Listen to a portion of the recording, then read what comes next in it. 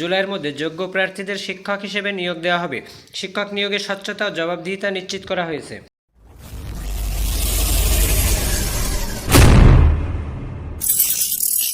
Hello viewers, welcome back to the সুমনস grammar world. Viewers, আপনাদের জন্য আরও একটি গুরুত্বপূর্ণ ভিডিও নিয়ে হাজির হয়েছি।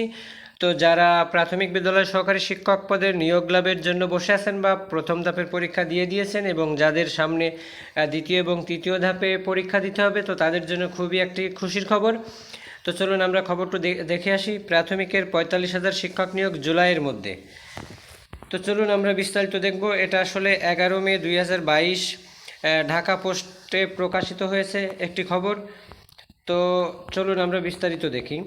চলতি বছরের জুলাইয়ের মাসের মধ্যে সারা দেশে 45,000 শিক্ষক নিয়োগ দেওয়া হবে বলে জানিয়েছেন প্রাথমিক ও গণশিক্ষা প্রতিমন্ত্রী মোহাম্মদ জাকির হোসেন। তিনি বলেন, চলতি বছরের জুলাই মাসের মধ্যে সারা দেশে 45,000 শিক্ষক নিয়োগ দেওয়া হবে। ইতোমধ্যে প্রথম ধাপের নিয়োগের লিখিত পরীক্ষা অনুষ্ঠিত হয়েছে। আগামী 20 মে দ্বিতীয় ধাপের পরীক্ষা অনুষ্ঠিত হবে। বুধবার 11 মে রাজধানীর মোহাম্মদপুর সরকারি প্রাথমিক বিদ্যালয়ের নতুন ভবন নির্মাণ কাজের ভিত্তিপ্রস্তর উদ্বোধন অনুষ্ঠানে তিনি এসব কথা বলেন। প্রতিমন্ত্রী বলেন, শিক্ষার মানোন্নয়নে রাজধানীর সব সরকারি প্রাথমিক বিদ্যালয়ের ভবন দৃষ্টিনন্দন করে তোলা হবে। এজন্য একটি প্রকল্প কার্যক্রম শুরু করা হয়েছে। সেই অনুযায়ী মোহাম্মদপুর সরকারি প্রাথমিক বিদ্যালয়ের ভবন আধুনিক করার কাজের ভিত্তিপ্রস্তর স্থাপন করা হবে। উত্তরা ও পূর্বাঞ্চলে আধুনিক মানের বেশ কয়েকটি বিদ্যালয় স্থাপন করা হবে। এই কার্যক্রমের মাধ্যমে প্রাথমিক বিদ্যালয়গুলোকে পূর্ণাঙ্গ রূপ দেওয়া হবে। তিনি বলেন, শিক্ষার মানের ক্ষেত্রে শিক্ষক নিয়োগের কোনো বিকল্প নেই।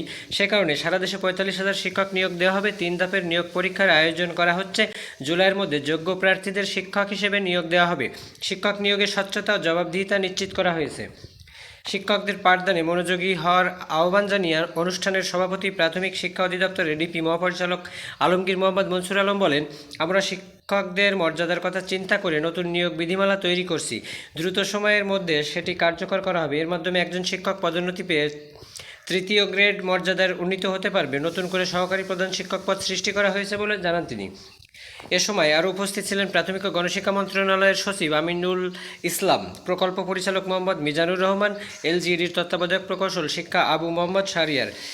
তো ভিডিওটি কেমন লাগছে?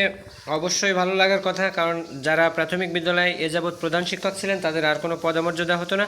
তবে এখন যে নতুন নীতিমালা তৈরি হচ্ছে, সেই নীতিমালায় কিন্তু একজন প্রধান শিক্ষক তৃতীয় গ্রেডে অর্থাৎ সহকারী যুগ্ম সচিবের পদমর্যাদা সম্পন্ন হবেন এবং একই সাথে সহকারী প্রধান শিক্ষক পদ সৃষ্টি করা হচ্ছে। তো যারা সামনে পরীক্ষার্থী আছেন, একটু মনোযোগী হয়ে পড়াশোনা করেন, কারণ প্রাথমিক বিদ্যালয় শিক্ষকের ভবিষ্যৎ যে কী হতে পারে সেটা আসলে অভাবনীয়।